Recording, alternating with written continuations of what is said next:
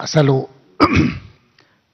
వాళ్ళు బనకచర్ల గోదావరి బనకచర్ల వాళ్ళు కడతామని అడిగితే కదా మేము ఆపమని చెప్పడానికి. ఎజెండాలో వాళ్ళు కడతామన్న ప్రతిపాదననే చర్చకు రానప్పుడు ఆపమనే చర్చనే రాదు.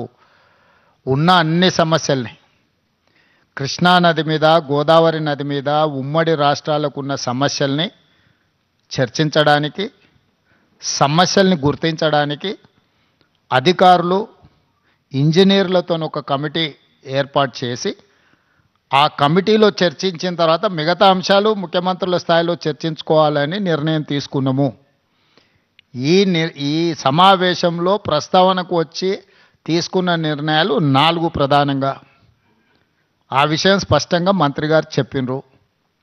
సో ఈ ఆఫీసర్ల కమిటీ వచ్చిన తర్వాత నీటి కేటాయింపులకు సంబంధించి కానీ, కొత్తగా ప్రాజెక్టులు నిర్మించుకోవాల్సినవి కానీ, పాత ప్రాజెక్టుల యొక్క అనుమతులు కానీ, వాళ్ళు ఆల్రెడీ కడుతున్న ప్రాజెక్టుల మీద అభ్యంతరాలు కానీ, వాటన్నిటిని కూడా 30 రోజుల్లో మన తరఫున ఉండే అధికారులు అదేవిధంగా ఇంజనీర్ల కమిటీ ఇష్యూస్ని అన్నిటిని కూడా గుర్తించి వాటన్నిటిని కూడా చర్చకు తీసుకొస్తుంది.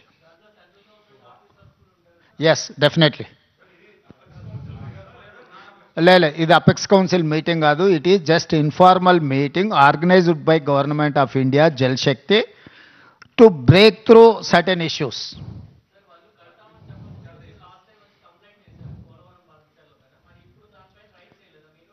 ఇప్పుడు ఆల్రెడీ ఆ కంప్లైంట్ చేసినాం, ఆ ఫిర్యాదు ఉంది. ఆ ఫిర్యాదుల మీద పోలవరం ప్రాజెక్ట్ అథారిటీ కానీ, లేకపోతే సిడబ్ల్యూసి కానీ, లేకపోతే గోదావరి రివర్ మేనేజ్మెంట్ బోర్డు కానీ ఆల్రెడీ ఏమేమైతే మా ఫిర్యాదుల మీద అభ్యంతరాలు చెప్పాలనో పూర్తి స్థాయిలో అభ్యంతరాలు చెప్పినాయి. కేంద్ర ప్రభుత్వ పరిధిలో ఉన్న సంస్థలే ఆ ప్రాజెక్టుకు సంబంధించిన అన్ని రకాల అభ్యంతరాలను వాళ్ళు లేవనెత్తినరు. కాబట్టి ఈ సమావేశంలో ఈ అంశాలు ఏవి ప్రస్తావనకు రాలేదు. ఈ సమావేశంలో టెలిమెట్రీ విషయంలో ఇప్పుడు కృష్ణానది బేసిన్ మీద నీటి వినియోగంలో ఆంధ్రప్రదేశ్ ఎన్ని నీళ్లను వినియోగిస్తుంది, తెలంగాణ ఎన్ని నీళ్లను వినియోగిస్తుందో గుర్తించడానికి టెలిమెట్రీ పెట్టాలని ఒక సమస్యకు పరిష్కారం చూపించడం శాశ్వతంగా. రెండవది, శ్రీశైలం ప్రాజెక్టు డ్యామేజ్ అయింది. దీన్ని తక్షణమే రిపేర్లు చేయాలని ఎన్డీఎస్ఏతో సహా మిగతా సంస్థలు ఇచ్చిన వాటిని, ఆ డ్యామ్ని నిర్వహించాల్సిన బాధ్యత ఆంధ్రప్రదేశ్ పరిధిలో ఉంది. వాళ్ళు వాటిని అన్ని రకాలుగా ఏవైతే సమస్యలను పరిష్కరించడానికి వాళ్ళు ముందుకు వచ్చిండ్రు. Godavari river management board, Krishna river management board ఆంధ్రప్రదేశ్లో ఒకటి, తెలంగాణలో ఒకటి ఉండాలని పునర్విభజన చట్టంలో ఉంది. 2020 అపెక్స్ కౌన్సిల్ మీటింగ్లో కూడా నిర్ణయం జరిగింది.